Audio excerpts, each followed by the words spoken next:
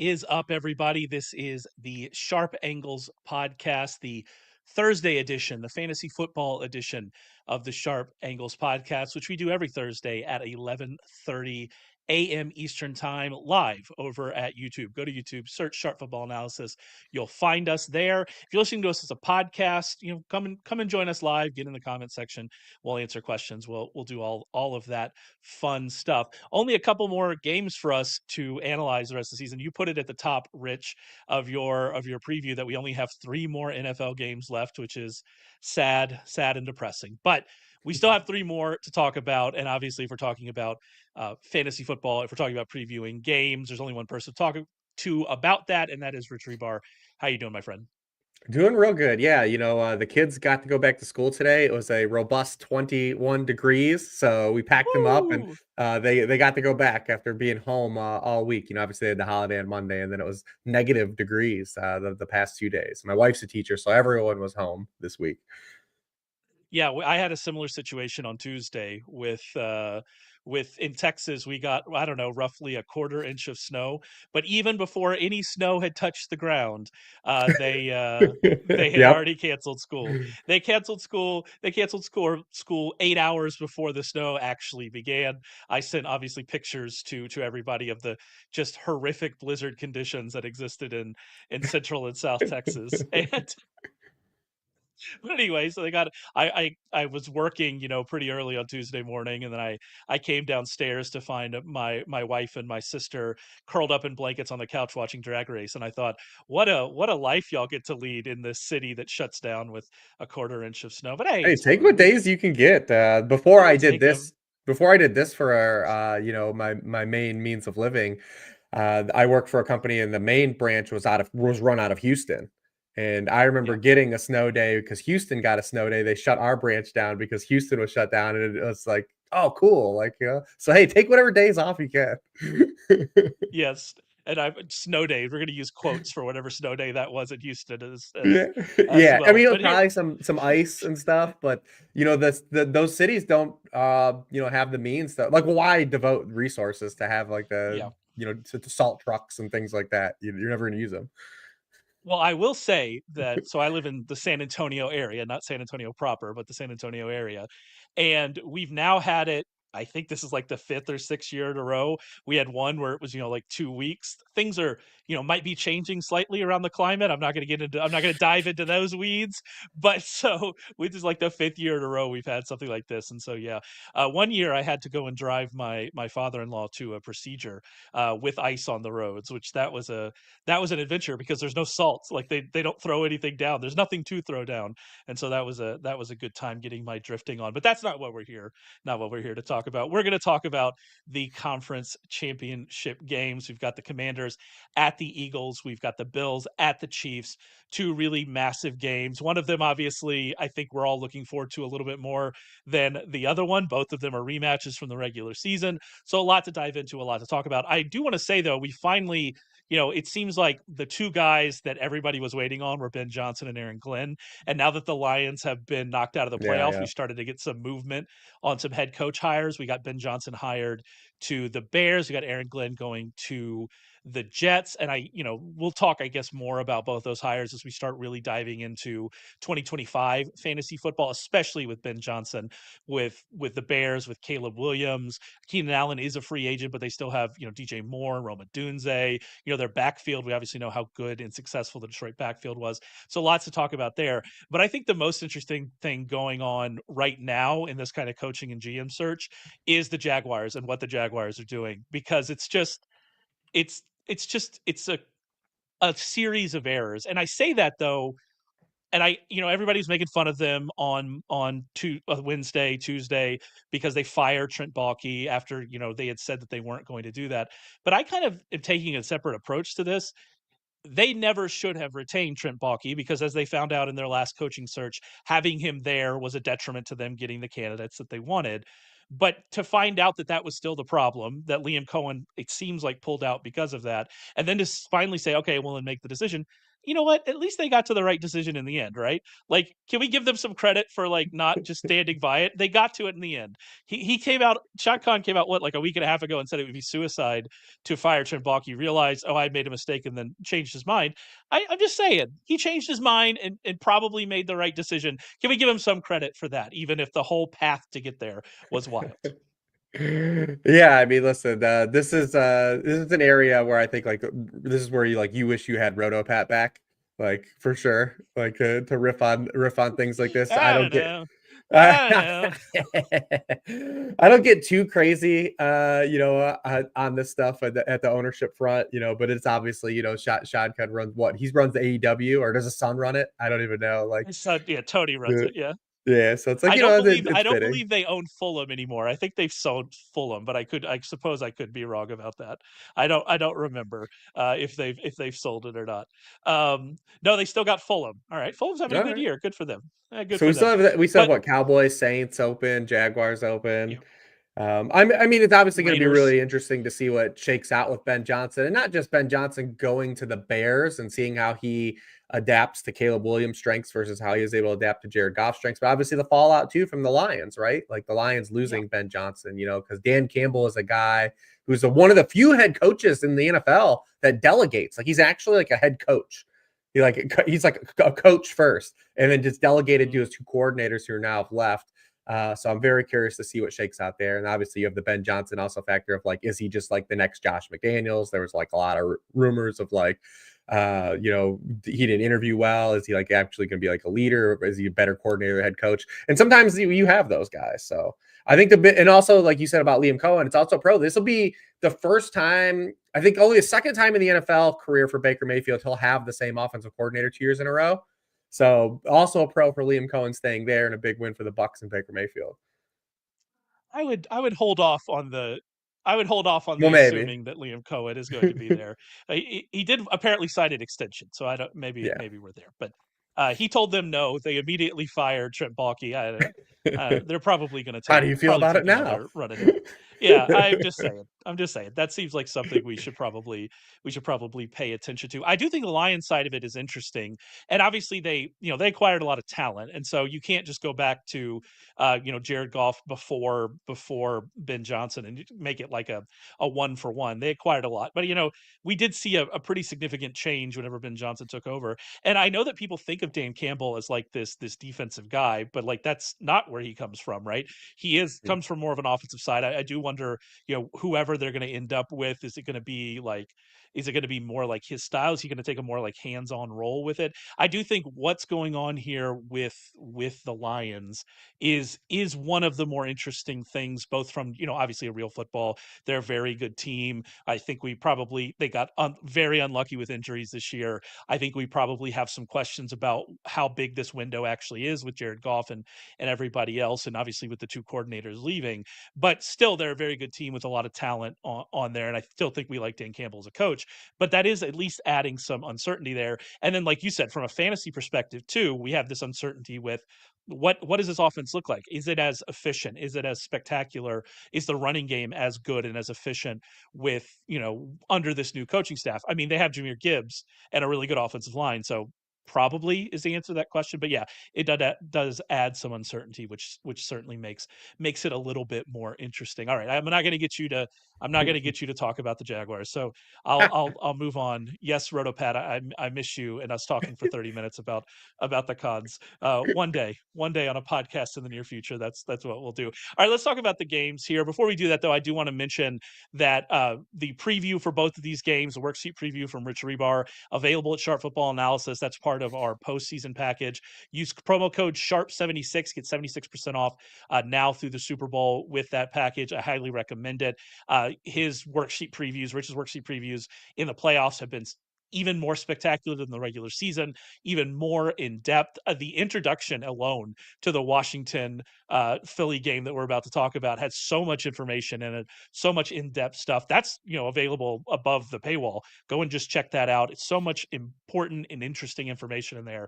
I can't highly recommend them enough. Let's get to the game. Washington at Philadelphia. Philadelphia -6, 47.5 point total. This is an interesting game because we've seen it twice already, right? We've seen it twice Mhm. already. We had the Eagles winning a game. We had Washington winning a game. Washington needed a furious comeback without Jalen Hurts on the field to win that second game, but they still managed to do it. And that's kind of where I want to start. Is this Commanders offense has been so good in the playoffs. It was so good before that. But this Commanders offense for 7 quarters against the Eagles wasn't actually that good. They had scored 32 points, and then they had that fourth quarter explosion in the weird game with Jalen Hurts left early. And so I'm kind of questioning, what do we believe about this offense and this Philly defense?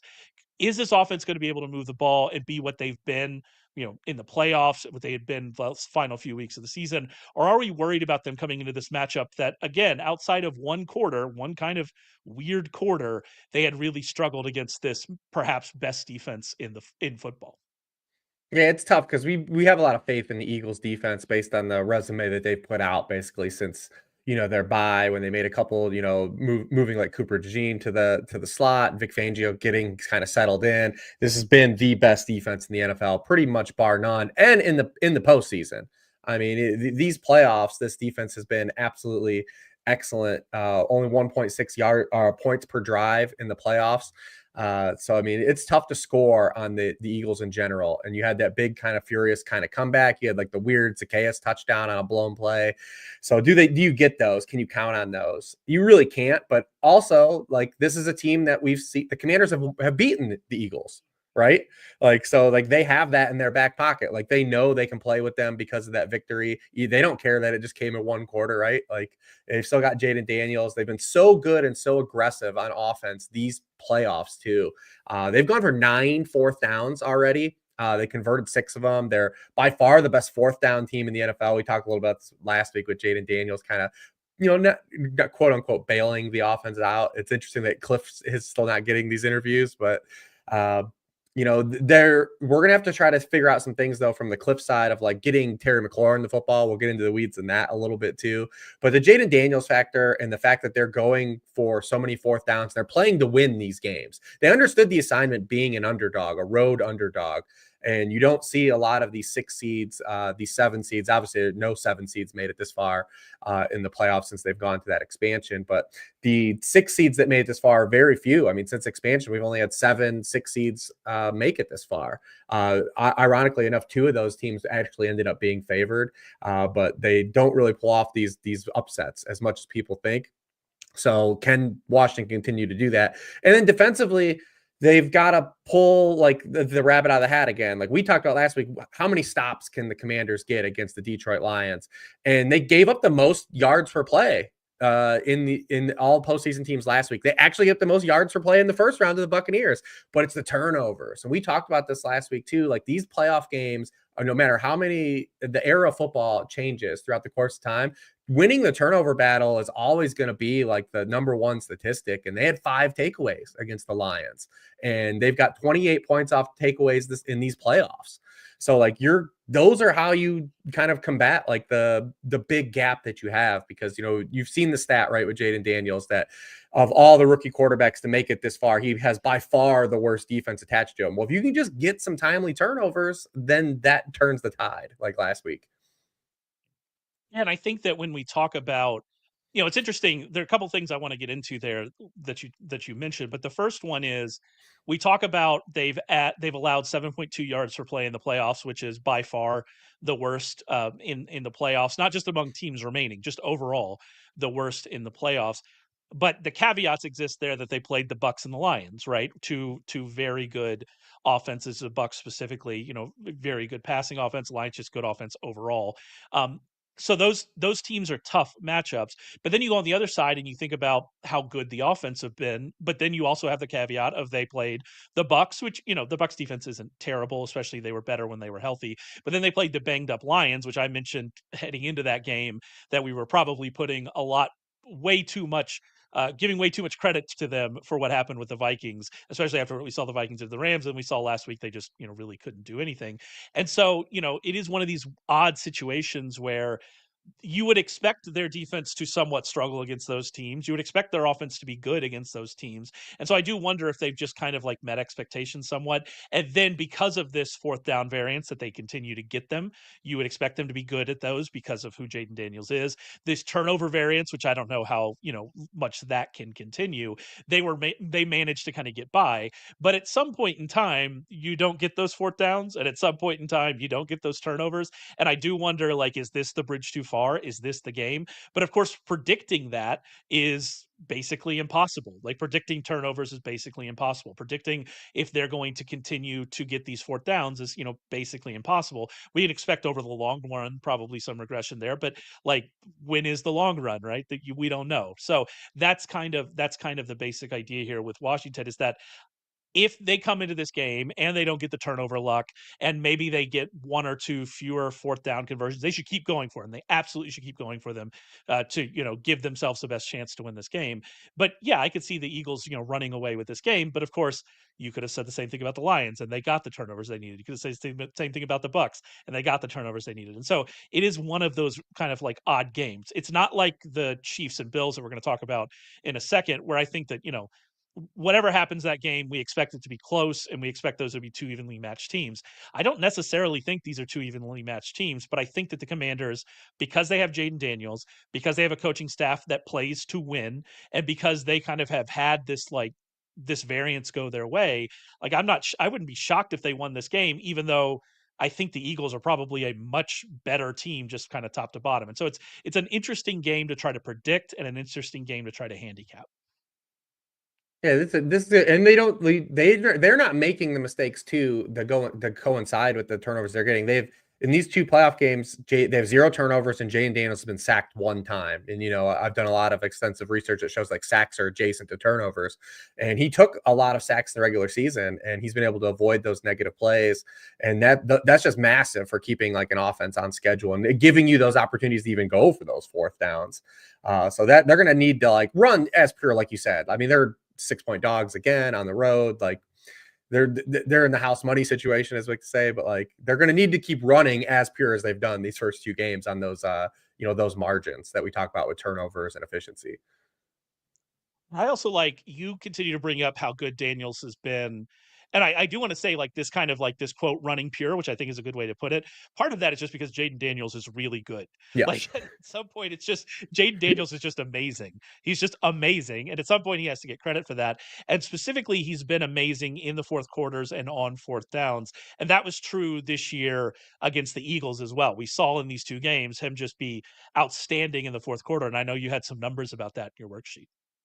I mean, the whole season, that's kind of been the story for him, especially the back half of the year. He's been really good in the fourth quarter. Like I said, he's only taken the 1 sack so far, too, which has been massive. But even in the matchups against the Eagles, 56.8% of his passes were completed quarters 1 through 3, 6 yards per pass attempt, 2 touchdowns, an interception. And obviously in the fourth quarter, he went to 74%, 6.7 yards per pass attempt, 4 touchdowns, 2 interceptions. He threw a bunch of those in the second matchup when they had to score the 22 points in the fourth quarter to kind of come back and win that game with under 10 seconds left. But over the course of the season, he's 3rd in the NFL in fourth quarter quarterback rating. He's 4th in completion rate in fourth quarter passes, 71%, 6th in yards per pass attempt, 4th in touchdown rate. 41.6 of his fourth quarter throws have resulted in a first down or touchdown. That's 4th in the league. And then, that's before we even get to like all the rushing stuff. Like, that's as a passer. He's been that good when it's mattered the most. So he's been at his best late in games. You just hope Washington is not in a spot where it's chasing double-digit points again, like it was in both matchups in the fourth quarter. And I mean, one other aspect of this Washington offense we haven't discussed, so we should talk about it, is the running game that did get a bit going last week. I think that was a surprise to me. I think it was a surprise to you as well that we saw them have the success that they did. I mean, it still wasn't like the greatest thing in the world, but it was a pretty successful outing, especially for Brian Robinson Jr. Obviously got in the end zone a couple times. We know what Jaden Daniels is able to do as a runner, but I still question how effective this running game is going to be here, especially if you look at kind of the last 2 months or so and what we've gotten from this running game into this matchup. I question how effective that's going to be, meaning we're probably going to put a lot on Jaden Daniels' shoulder once again. This is probably the area where they have the most issues kind of coming into this matchup again. This offense, from a ceiling perspective, has always been at its best, like it was last week, when they're playing complementary football, when they're able to pass and run, together in unison. And that's what we saw the ceiling come back, because even in the Bucks game, they were in the low 20s, but all the ceiling potential for this offense has come when they're working, off of the run game. And it's really hard to see them really having effective run game based on the two matchups and kind of where they have a little bit of injury, coming into this game. In week 11, their running backs average 0.62 yards before contact per rush. In week 16, when these teams met, they average 0.0 yards before contact per rush. They combined ran for 3.6 yards per carry and 2.1 yards per carry. The running backs in those games. Sam Cosmi is going to be out in this game, interior against Jalen Carter, against the Eagles, who have been tough to run on in general all season. So they will have Austin Eckler to kind of be like an extension of like the receiving game and use him in maybe in some explosive situations, but it's hard to see them lining up Brian Robinson and running effectively here. They didn't do it in either matchup against this team, and no one's really done it like successfully against the Eagles overall. So this is probably where they have the biggest issues, is this in this game, is not being able to play complementary football. And that has been kind of like the thorn in this offensive side to close the season. Because even Jaden Daniels, as good as he was, their offense wasn't particularly great wire to wire the final 6 weeks of the season. They needed a lot of those fourth quarter comebacks because the running game wasn't good to end the season, and it put their offense kind of in a really tough spot. And that's what I think is going to be the biggest thorn for them in this matchup. One more thing, I almost forgot to talk about the receivers for Washington. I know you've got some interesting stuff about Terry McLaurin. I just have to say it's once again De'Ami Brown's season for all who celebrate. So congratulations. But yeah, I mean Terry McLaurin's going to have a good game, and they're going to have to, I think, work to get him open and get him in good positions, because this Eagle secondary can really be suffocating, especially to wide receivers on the outside. Washington's had a really hard time getting Terry McLaurin the football in both of the two previous matchups. So we'll see if Cliff can calibrate and kind of move him off of that left wide receiver spot, move him around, get him some targets creatively. He only had 6.3% and 16.7% of the team targets in the two matchups that they played this season. That was his lowest target share in a game and his third lowest target share in a game this season. He did have the 32-yard touchdown against Quinyon Mitchell in the second matchup, but that was really it. That was really all he had in that game. I mean, he's run 45 routes in these two games against the Eagles at left wide receiver. On those 45 routes, 3 targets. They've got to find a way to move him around and get him creatively. The Eagles have been so good on that outside, because it sounds like Quinyon Mitchell's going to be okay for this game. I guess I should have buried that. To the degree. It looked like he avoided a major injury tackling Matthew Stafford. So.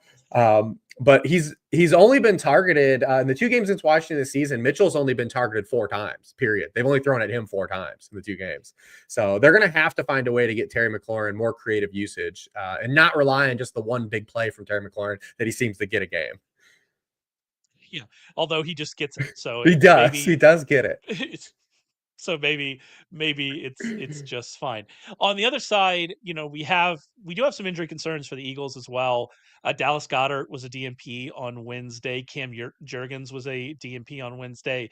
Both of those are concerns. We'll have to watch. We're recording this again on Thursday morning, so we'll have to watch both of those. Jalen Hurts was limited. It looks like he's going to play, but obviously we have questions about his mobility, and we'll get to the passing game shortly. If Jalen Hurts isn't very mobile, that certainly raises questions about how effective the passing game can be. But if we're looking at this Eagles offense, we're starting and almost ending with Saquon Barkley and just how effective he's been, continues to just break off these long runs, these long touchdowns. You look at what he did against the Commanders this year: 198 yards from scrimmage and 2 touchdowns in the first game, 150 yards from scrimmage and 2 touchdowns in the second game. He's averaged 6.0 yards per touch and 5.8 yards per carry against the Commanders this year. And that was in that second game, with Hurts kind of missing the second half. We saw them really struggle to move the ball in that second half with Kenny Pickett at quarterback. And so if you take those out and it's just Jalen Hurts on the field, he averaged 7.3 yards per touch and 6.1 yards per carry against the Commanders this year. Like, everything about this screams that this is a mismatch and that Saquon Barkley is just going to have a good game again. I mean, obviously there's a chance it just doesn't happen, right? But like, everything about this screams this is a massive mismatch. this Eagles running game with Saquon Barkley against the Commanders run defense that they're just going to have to take advantage of in much better than the Lions took advantage of it last week, because the Lions had a ton of success. I mean, Gibbs averaged like 10 yards a touch or something wild like that. They just didn't take enough advantage of it. And I think the Eagles probably are going to game plan around Saquon this week. Oh, you know what you're going to get. And the Washington defense still has been so bad against running back runs. It's not even, you remove the Jameson Williams run. So though Saquon Barkley averages the most yards before contact per rush in the NFL, Washington allows the most yards before contact per rush. Their playoff stats are actually worse than their regular season stats through 2 games too. Over the course of the season, they have a 58% success rate against running back runs. It's 28th in the NFL. In these 2 playoff games, it goes down to 51% success rate against running back runs. They've allowed 5.4 yards per carry to running backs, 2.62 yards before contact to the Lions and Buccaneers backfields, and they're getting the best back in the NFL this season. So we're going to see a lot of Saquon in this game. I'm very curious about the Jalen Hurts side of it, and then potential tempo, of this game too, which we didn't talk about with the Commanders, who run the most no huddle in the NFL. But Jalen Hurts with the knee injury, he hasn't been very good. Like to say that like politely, he hasn't been very good in these 2 playoff games. He was absolutely horrendous last week against the Rams. He had the highest sack rate for a quarterback in any game this season in the NFL. Sacked on 26% of his dropbacks. He's been pressured at the highest rate in the NFL, and it's the pressures that are his that have become the issue. Pro Football Focus has him with just under 20% of the pressures that he takes are his own fault just from holding the ball. I mean, that safety he took last week was egregious. I mean, I hoped you were going to mention the safety. The safety is one of the worst plays. That's such a confusing play for him to have taken, to just be standing there with open receivers. Like, it wasn't like there was blanket coverage.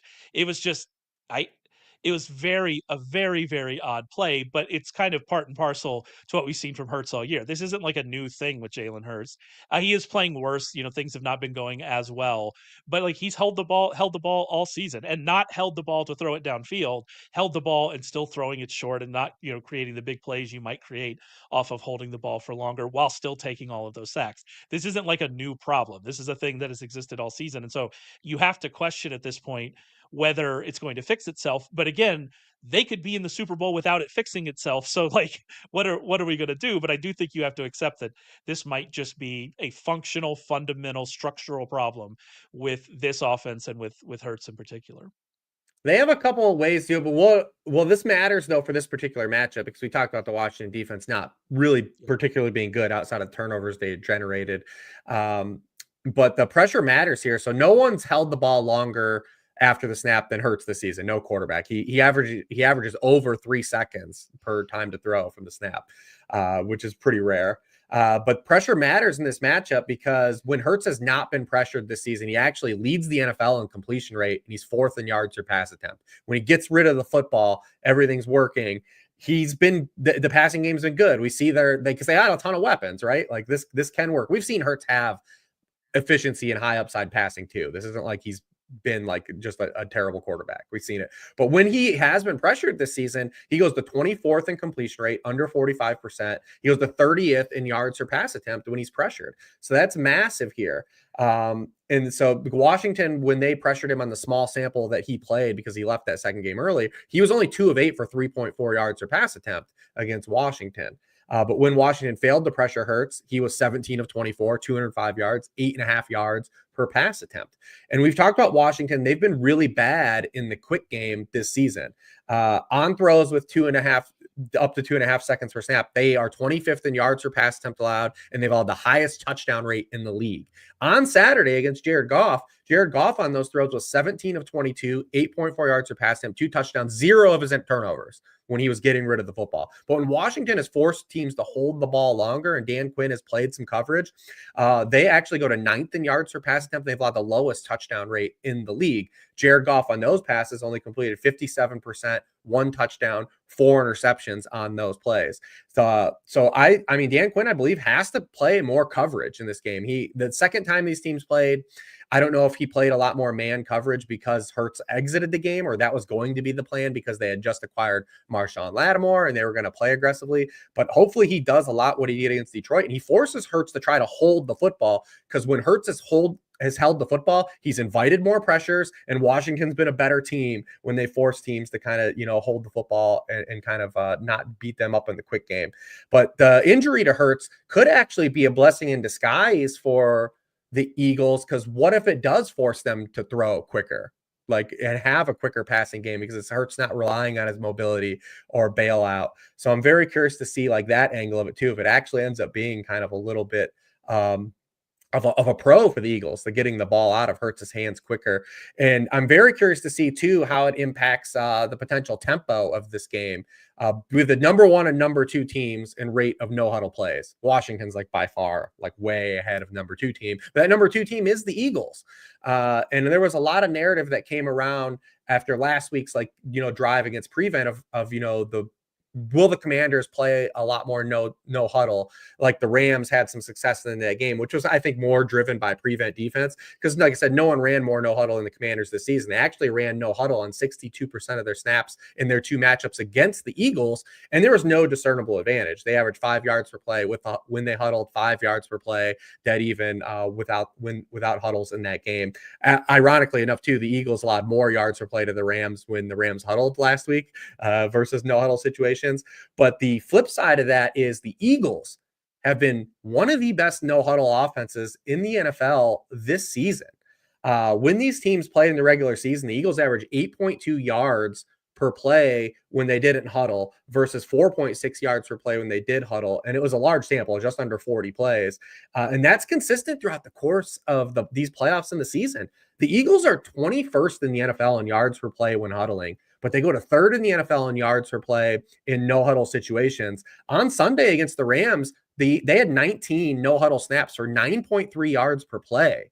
They huddled 42 snaps and had 4.1 yards per play, the fewest of any team on no huddle plays in the divisional round. There's some weather stuff that plays into that, but that's, like I said, consistent over the large sample of the season. So ironically, a lot of people are kind of calling for the Commanders to play more no huddle in this game, but it actually should be the Eagles. The Eagles have a larger advantage, objective advantage, on not just only their plays against the Commanders this season, but against everybody when they play no huddle. I think that, there could be a couple things at play there. We complain about Jalen Hurts holding the ball, but we also complain about just the kind of, I guess, I don't know what the right word is, lackadaisical kind of feel of the offense, of getting up to the ball, of getting out into formation. I wonder if just getting into no huddle speeds everything up, and this offense is just better when everything's sped up. Are we speeding up Jalen Hurts? Is he getting rid of the ball faster? All of that, is interesting, and I would like to see more of that from them. But I mean, again, as I said, this has been a problem for a long time, and so expecting it to just change this week, I don't know. But it would behoove them to definitely take a look at it and to change. On the Eagles pass catchers, because we've just been talking about Hurts and kind of his success, I can't make any grand predictions about the Eagles pass catchers, because it's all dependent on volume and if they're going to be able to throw a lot. I kind of think they might be able to slow down the Washington offense and ride Saquon. And if that happens, I would lean towards another low volume game, regardless of how they approach this passing attack. But I mean, you could see the opportunity of this game shooting out. And if that's the case, then maybe we get more targets for AJ Brown. Maybe we get more targets for Devontae Smith and Dallas Goedert. But AJ Brown is really the guy, because when they throw to him a lot. And if we do get a lot more volume, you would suspect that AJ Brown stands to benefit in a big way in this spot.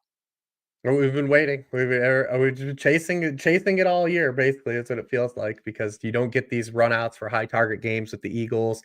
He has double-digit targets in 2 games all season. It's just really hard to get volume for these pass catchers. I'm very curious for the Dan Quinn side of this, though, because we have this 2-game sample since the Commanders acquired Marshawn Lattimore, where they said, you know what, we're going to come out and we're going to try to play big boy defense, where our number 1 cornerback shuts down the opposing number 1 wide receiver, and they've gotten flooded in both of those matchups. The first one was the first time these teams played. They played a lot of man coverage against was led in the Kenny Pickett Eagles. But AJ Brown had a 60% target share in that second game. He absolutely killed them in that game. He drew 3 long pass interferences. Obviously, went over 100 yards. He had caught 5 passes on Marshawn Lattimore and a touchdown on him. We saw Lattimore get worked by Mike Evans when they tried to play a lot of man coverage against the Buccaneers. So how does Dan Quinn call this game? Is he going to try to drop back and play coverage, which I believe he should? He should be trying to make Hurts hold the football. Or does he get aggressive and say, maybe Hurts is injured, I'm not scared of Hurts as a passer, I'm going to play more coverage, play more man coverage in this game, and go back to some of that tendency that they had to close the year, because that's going to play like right into the hands of AJ Brown. I mean, we've seen that not just from this year, the sample since he's joined the Eagles, this has been one of the best wide receivers against man coverage, in the NFL. He averages just under 4.5 yards per out run against man coverage this season. So, I would assume that someone has fed that information to Dan Quinn as well. So maybe they adjust too. We talked about Sean McDermott last week. We talked about all the stuff with the Ravens. And it's like, I assume that if I know this, that Sean McDermott knows this. So I assume that he also has this information. So what kind of coverage do they play? Do they play a lot more zone? Does that push stuff to Goddard? And does that push stuff to Devontae Smith? Or do they just willing to die on the AJ Brown hill?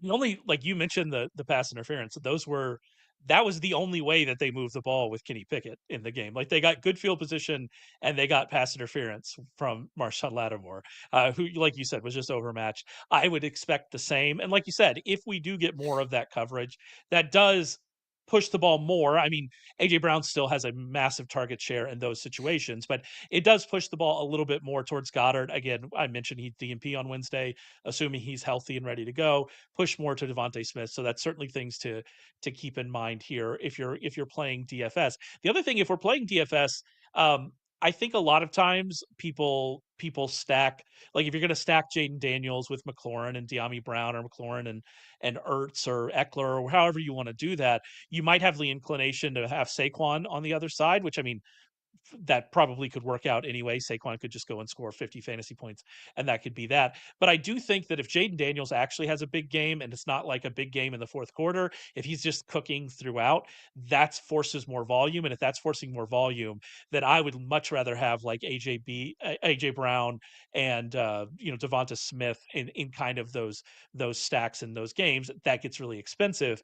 But like, I'm thinking kind of that way, rather than, I think a lot of people will play the running back with the opposing quarterback. And I don't know if that's really the right approach here in this situation. Any kind of overarching thoughts on that? No, it's tough. These small slates are very tough. They're going to have a lot of like exception to rule on like these types of slates. It's almost an extension of a showdown slate. So typically those have always been better. Like 4x1 has always been like the best way to play showdown slates. So you have like an extension of that, so you can go heavy on a game.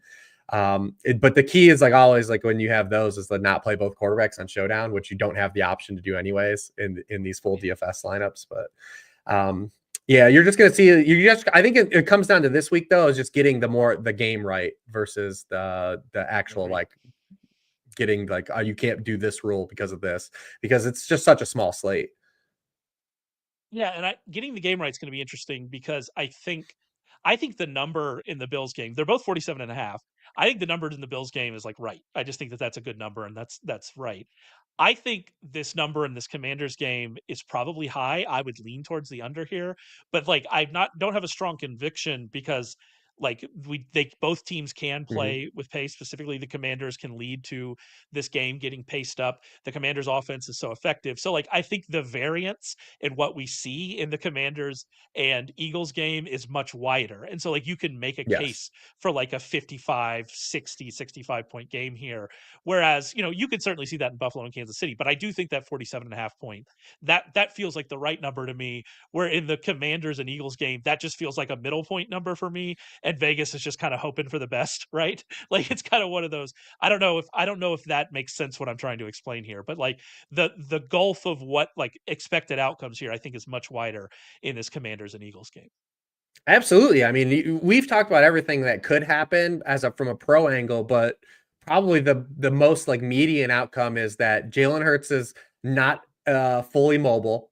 They just lean on Saquon, and the Eagles defense, they rely on their defense. And like you bank on like the 7 of the 8 quarters that we've seen these teams play. Washington hasn't been that effective on offense in context of their standards, and then that leads to your under. Like that's probably the median outcome. And Yeah, so like 2010 might be like that might be, I don't know.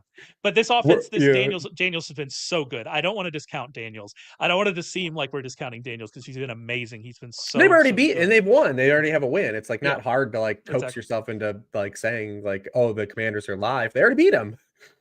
Yeah, they beat him. There you go. It's happened.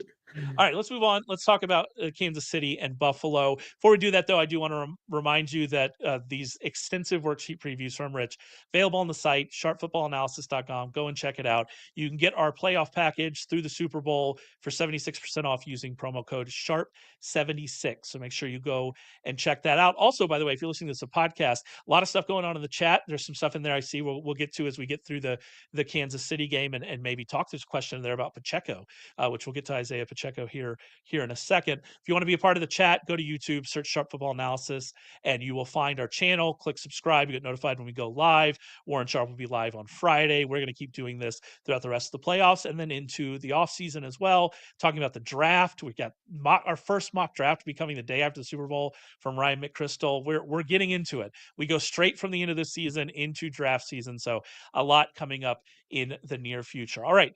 Bills at Kansas City. Kansas City 2-point home favorites, as I mentioned already, 47.5-point total. And you talked about in kind of the introduction to this game in your worksheet, you talked about how these games have very consistently been close. And like, I just don't see much reason to expect that to be different here. Like this is going to be a close game, very likely to be a close game. And I'm just sitting back and enjoying the ride as we watch this game. Yeah, it's funny because I'm from a like almost like a fantasy betting stance. I think the first game has like a lot more avenues to kind of play through, and then this game is probably more of like the more like better real football game because like, and we'll get into it just like because the team aspect, like these teams, these offenses use so many players where it's like not as condensed as the other two teams we talked about, so it makes it a little bit harder to play from like a fantasy and like a player prop angle, but these teams like just hook up and play great football games, right? Like it's like, I know a lot of people wanted like the Ravens to win. I've been wanting Lamar to get over too, but like that was a win-win situation for us, right? Like we were going to have Chiefs, Ravens, you or said Chiefs. A lot of people, sorry, I have to jump in. You have to say a lot of people as if this isn't like a Team Lamar podcast that just wants to see it. Yeah. Wants this narrative to end and wants to see the success. But same story. We say that always.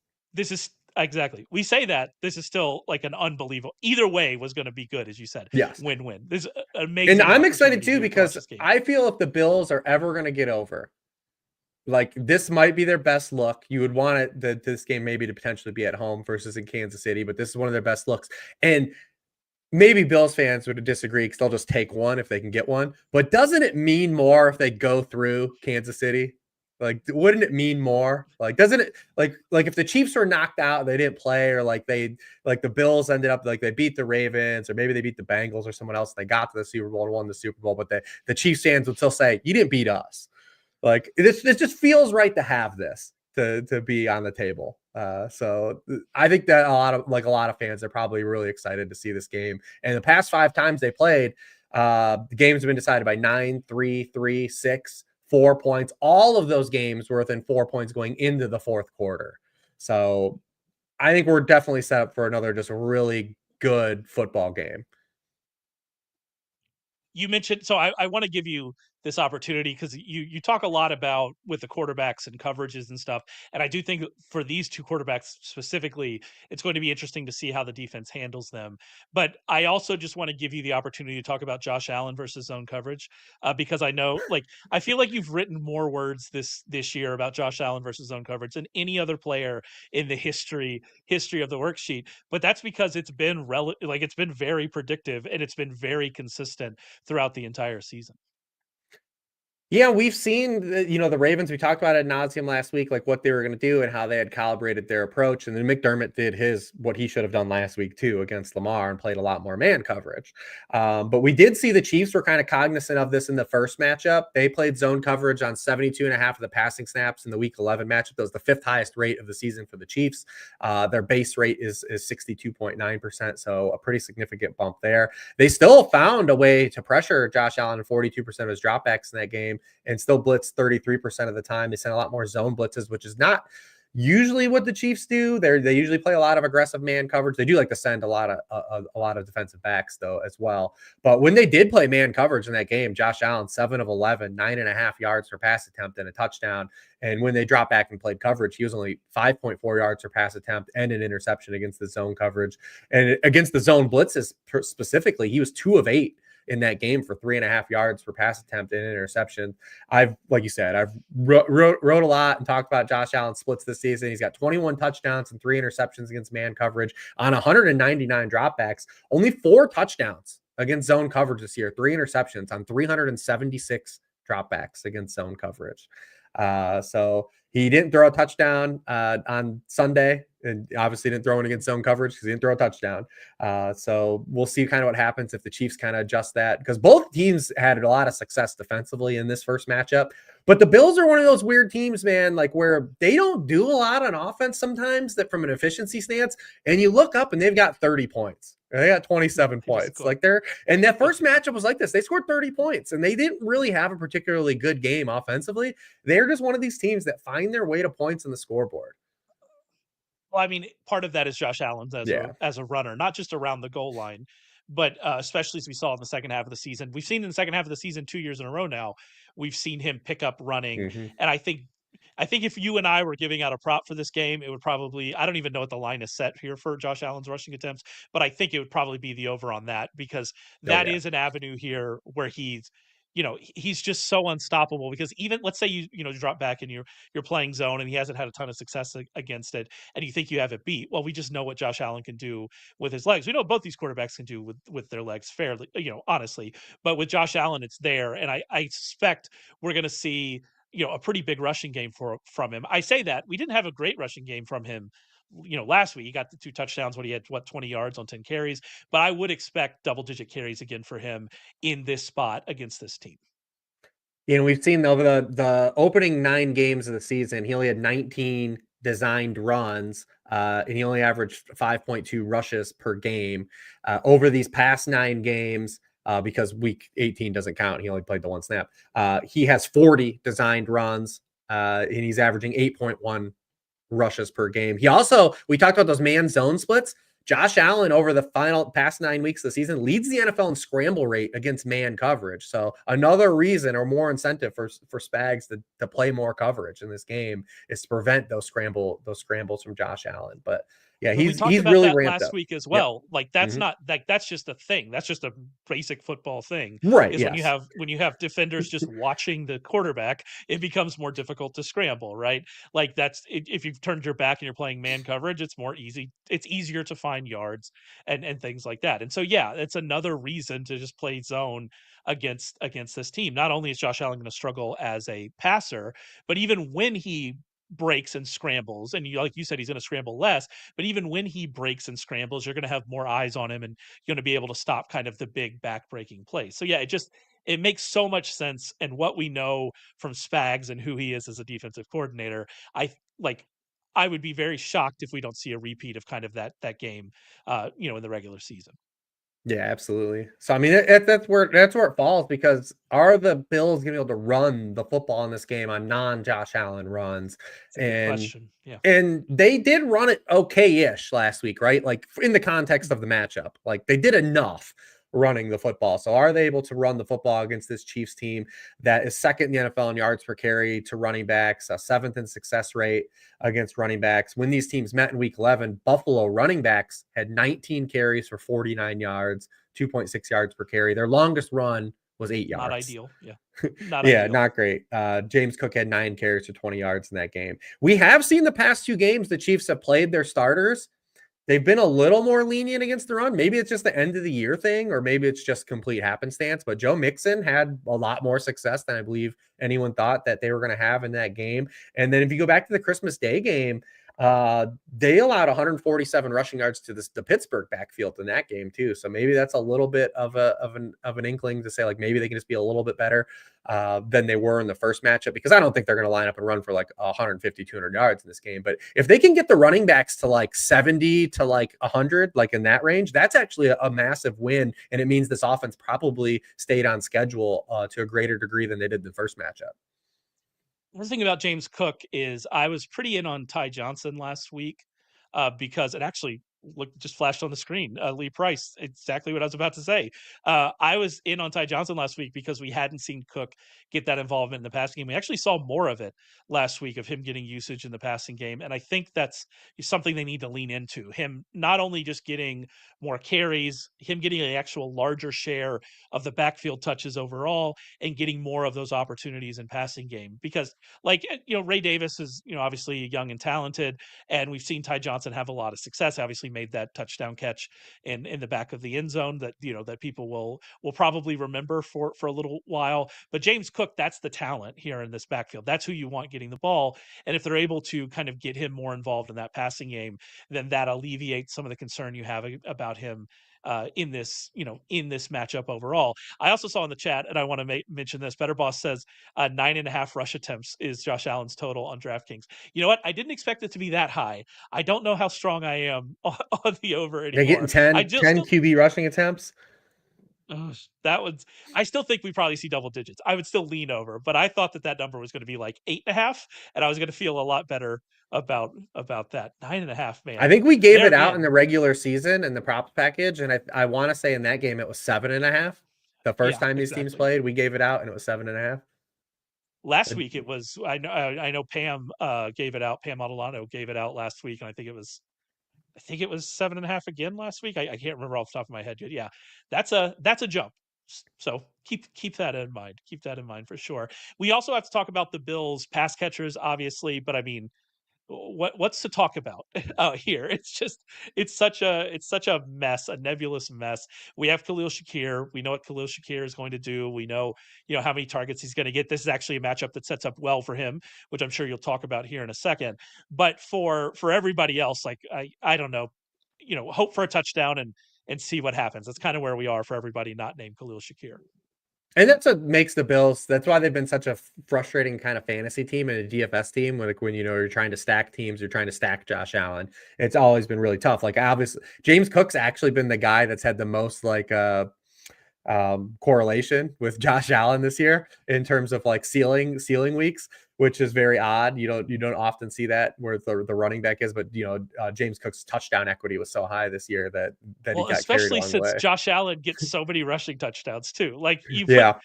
Even you would expect the correlation between James Cook and Josh Allen, or Saquon Barkley and Jalen Hurts, to be less than that of a normal quarterback and running back because of how many touchdowns those quarterbacks get. The fact that it's so close for those two guys, just it speaks to, like you said, how spread out everything has been in this Bills offense, aside from Cook and Shakir, and how odd of kind of this Bills offense is. You mentioned at the top, you look at this offense, you go, I don't really know what they're doing and how much they're doing, and but they have 30 points, right? It's just kind of one of those things. It's just been an odd year from a fantasy perspective when trying to look at this Bills offense. Yeah. 17 is pretty good on the team, but bad.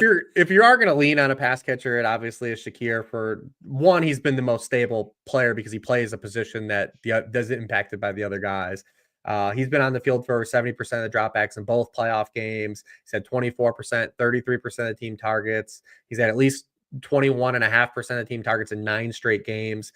When these teams played in week 11, he caught 8 passes for 70 yards. He had a season high 12 targets. Caveat that Dalton Kincaid and Keon Coleman did not play in the first game between these teams. But the Chiefs also have been a slot funnel this season. I mean, wide receivers in the slot have 52% of the receptions allowed by the Chiefs to wide receivers this season. It's the only team over 50% from the slot, and they're getting Jalen Watson back, who came back last week to even reinforce their boundary defense. So definitely Shakir is the one guy to lean on, and they're just playing all the other guys. I mean, look at last week again. Coleman ran 14 routes. Hollins Amari and Curtis Samuel all ran 10 routes each. Like they're just all playing.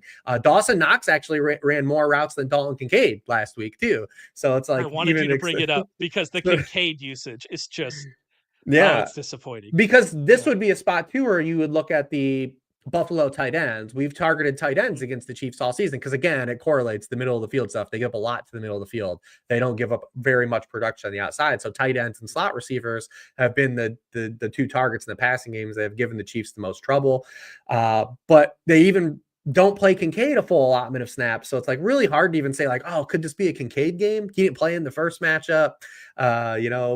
He's just not playing enough snaps. Like, and it's just really Shakir's the only guy that's getting significant usage on a per play basis in terms of just being on the field. The rest of the guys are all coming in and out of the lineup.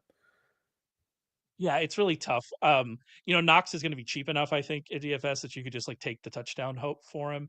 But like you said, he ran the most routes. It was still what, 13? Was it 13 to 12? Yeah, was that the number? Yeah. And so it's still like you're still not getting a ton of routes from him either. And so it's just a tough spot for all of these guys. And it does like that's kind of the thing about this game is we kind of know I think we have I guess we feel more comfortable with what this game's going to look like and like it's going to be close and it's going to probably be relatively high scoring because both these offenses, can make it happen, especially if Kansas City can, improve in the red zone. We're going to see touchdowns. We're going to see a pretty good game. We probably have more faith in that than I do in Eagles Commanders, which could, like we said, could blow up, but could also be relatively low scoring. But like even if you're going to build around this game, who are you building around? And that's kind of the question. And you mentioned we also have the same problem with Kansas City's wide receivers, and we'll get to Mahomes and we'll get to the backfield, but we have the same issues with Kansas City's wide receivers. We did see Travis Kelce last week become playoff Travis Kelce. Playoff Travis Kelce's back, baby. Like we're in it again. Xavier Worthy did get the routes and the targets last week. It didn't hit from a fantasy perspective. That hurt me personally. I was all in on Xavier Worthy last week. We also saw Marquise Brown get up to a 71% route participation, which is, big. We wondered if we were going to get more of him, but he only ended up with 2 targets, didn't catch any of them. We then saw out behind them, we saw DeAndre Hopkins run a route on like 40% of dropbacks, Juju Smith-Schuster, 40% of dropbacks. And so we still had this kind of spread out target tree behind Travis Kelce, and we didn't really have the guys that got the targets, specifically Xavier Worthy hit. And so you just have all of these fantasy questions about these Chiefs pass catchers and kind of what you do with them. You remember in Super Bowl, like prop bets, there's always that one bet, like how many players will catch a pass in the game. And this would be a perfect game for that. It's just because so many guys are coming on the field. Like we might have double-digit different players catch a pass in this game, like pretty easily. Like I didn't even mention Noah Gray. I didn't even mention friend of the podcast. He's never been on the podcast, but I just like talking about Noah Gray for some reason. His route rate spiked last week. But yeah, I don't have my note anymore from yesterday's meeting where I just wrote Noah Gray over on a card and just held it up for the camera. But yeah, like Noah Gray's there. Like we could have 10, 12, 13. Like how many pass catches are going to have in this game? It's going to be a big number for sure. Yeah, I mean, the leader in this game might not even have a lot of you might not have a 100-yard receiver. Obviously, Kelce would be the favorite to get targets and yards, and you have absolutely. Shakir, but it could be wide open though. Like you could a one big play could swing the yardage to a player in this game. But Worthy is like the next best on the Kansas City roster because he's again playing the field. He was on the field for 88% of the dropbacks on Saturday, which by far led the wide receivers. He has at least 5 catches in each of his past 6 games. Interesting enough, he's never hit 80 yards in a game yet this season, though. So he's just getting you more of like floor production. So we're waiting for like one of those big plays, right, to turn into like a big yardage game. And we might have it here in this matchup. The Chiefs have been moving him around in the slot a lot more to close the season. His past 4 games, he's been at 38%, 56%, 31%, and 60% of snaps in the slot.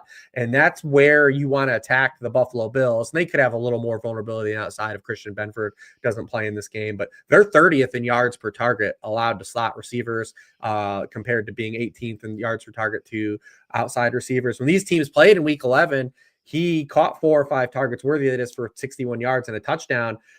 He only ran 7 routes from the slot, but he had 2 catches for 41 yards and his touchdown from the slot. He had a 10-yard touchdown and a 31-yard catch. He also had an incompletion from the slot where he ran out of bounds on a play where it should have been like a 40-yard gain, but didn't keep his second foot in the inbounds. Like just didn't Oh, didn't even rookies. try. It was Oh, yeah. rookies. He was going college roles. He only needed one. Thought he Yeah. only needed Yeah. one, but I believe he's going to play a lot more in the slot than the 7 routes that we saw him play in the first matchup in this game. So that could give him a little more and of an avenue to production too. And then it's just the rest of the guys. Good luck, right? Like we've seen Hollywood get the bump in playing time. If that is stagnant, that is what we'll look at, here, saying he's at least he's going to have opportunities. And that's what we care about. Just give us some consistent opportunities and we'll throw that at the wall, especially in a 2-game slate. Hopkins ran the same amount of routes as Juju Smith-Schuster, which was very odd. If you were counting on like that Strange. playoff bump, Yeah. it never really happened. But he's still always a threat to score a touchdown or be involved in the red zone since he's joined the team. He does lead the team in end zone targets, but it all starts and ends with kind of Kelsey. And I'm very curious to see how he bounces back. The Bills took him out of the first game. And that was a game Matt Milano didn't play in the first game either, but he only had 2 catches for 14 yards in that first game. I think we both would assume he clears those numbers here, but does he get to the 100-yard games? Because we've seen him now, like this playoff Kelsey thing is like absolutely real. He has at least 71 receiving yards in 14 straight playoff games. Since 2020, over those 14 games, he averages 8.6 catches and 99 yards per game. Like I said, with a low of 71 yards. Like it's absolutely been a thing where they've leaned on him in these spots. Interesting enough, too, Milano just doesn't play in these matchups. Like I kind of hit him out. Like I these was teams, gonna say, you mentioned Milano didn't play in that game. I go, when's the last time he did play? And I mean, he was limited on Wednesday. I assume he getting limited on Wednesday. He and Benford were limited on Wednesday. That normally means you're going to play, right? And yeah. so I expect he's going to play this game. But yeah, you mentioned in the worksheet he hasn't played in like was it 5 straight against Kansas City, something like that? Yeah, not since 2022 has he played. These teams have played 8 times.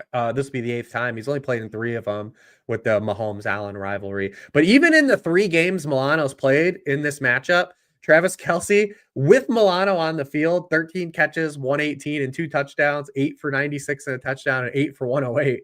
So I don't know if we're counting on Matt Milano exactly being the Kelsey killer either. So but it is very interesting in that first matchup. Like he did nothing. Noah Gray did have 2 touchdowns in that game, but he only had 20 yards. Yeah, So it was Noah the thing Gray. where you're really just still shopping for uh, the touchdowns with Noah Gray. You're not counting on like him to like break it. You're if you're playing him in DFS Yeah, or you're doing like something in player props. His props are low enough where you can play those, but in like DFS, yeah. you just still need the touchdown.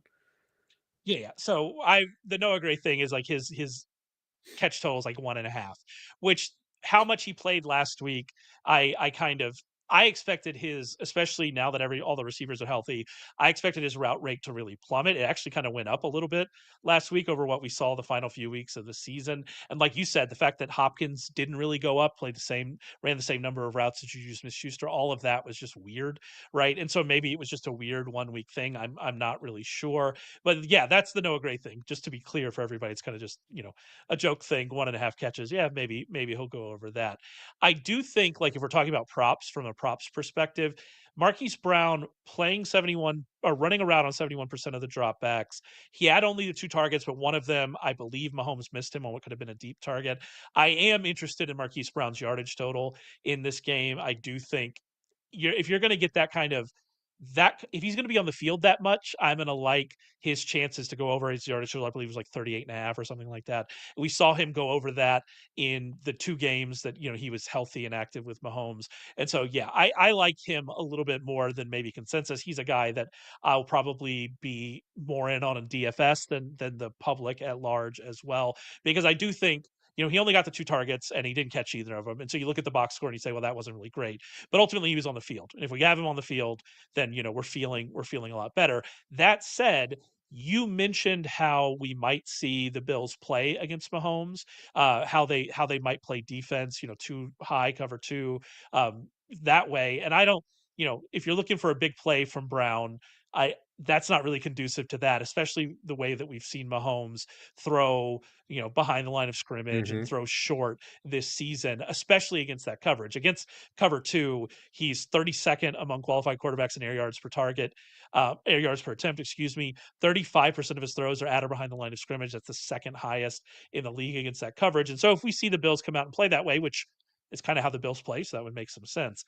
Then maybe this doesn't set up for Worthy to have a big play, doesn't set up for Brown to have a big play, it doesn't really set up for anybody to have a big play. We're going to see a lot of those kind of shorter passes. So it's going to be interesting to see how the Bills kind of play this.